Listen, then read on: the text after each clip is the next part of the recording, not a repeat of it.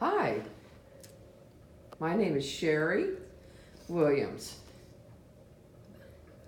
Oh, I know people are curious about the Quill School. What is it? I know we have some questions, and Mary Ann is here to help us answer them. I'm Mary Ann Carter, and I'm excited to answer the questions a lot about the Quill School and about deaf and hard of hearing kids. Well, I got a question. Will there be speech therapists and physical therapists and OTs as well that will be serving the children?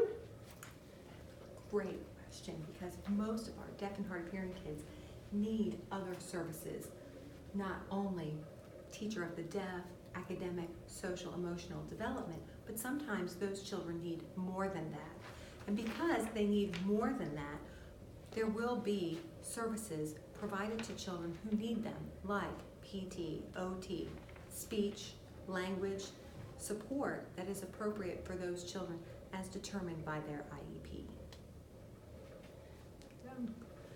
Sounds good. Well, I also heard that the school is called a lid school. What does that mean? I don't understand that. Can you explain? I'm curious. Yes, we've been talking about that specifically. One of the biggest concerns with children who are deaf and hard of hearing is that they don't have enough access to language during the day.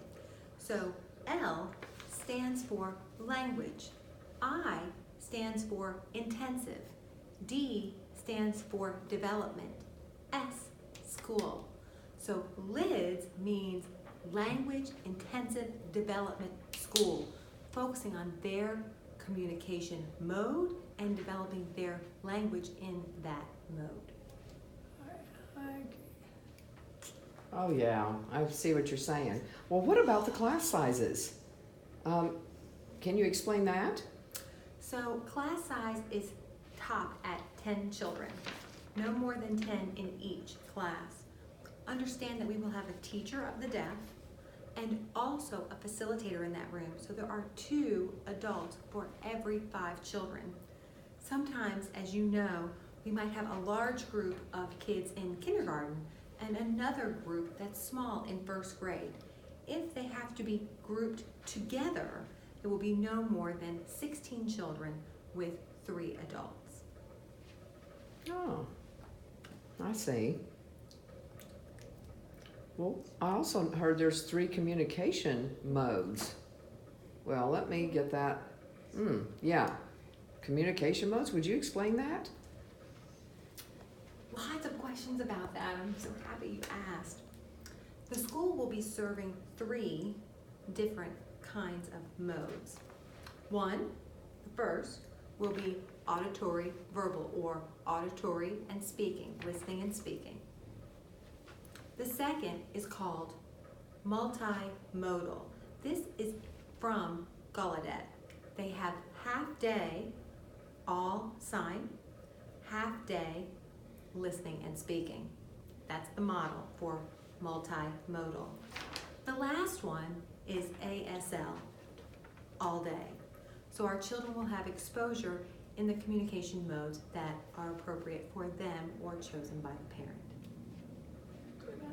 That's a good idea. Is it free or do they have to pay? Which one is it? As a public charter school, it is a free school. You do have to make the choice to attend, which means you have to complete an interest form, an application, and as we said, you will have to probably take some assessments so we can figure out where the language of the child is at this time.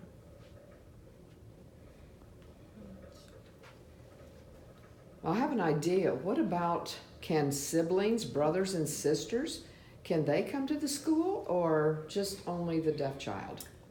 Really great question for several different reasons. The number one reason is the school itself has 5 pillars of learning, and the kids will understand that as their high 5 to getting it right. One of those components is family and parent involvement. So that families can develop language together, we do want codas and siblings hearing to come to our school, to be intermingled with their brothers and sisters so that they can be encouraged in their communication mode.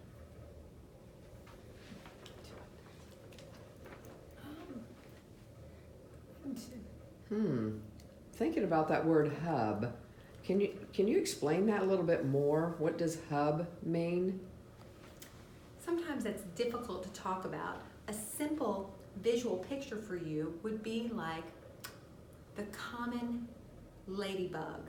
Imagine that South Carolina looks like the red part of the ladybug, and on the back it has many dots. Those dots in places in South Carolina are called hubs.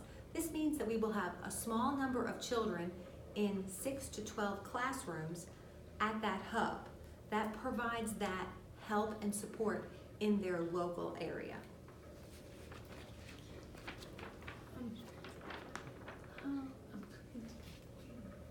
I'm curious about more information and getting more information. This is a new school, so can you help with that?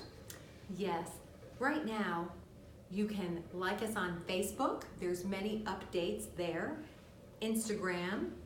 Trying to think. Oh, we have Twitter also. And I would highly recommend that you go visit our website. And I believe it's www.quillschool.org. Okay. I think I've heard of that.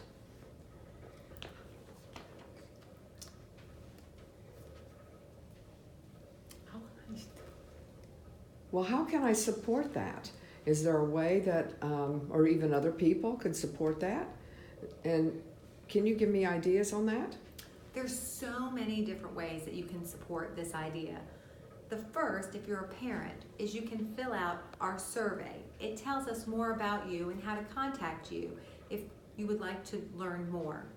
The second way is to like our Facebook page and also let us know. Send us an email. Let us know how we can partner together.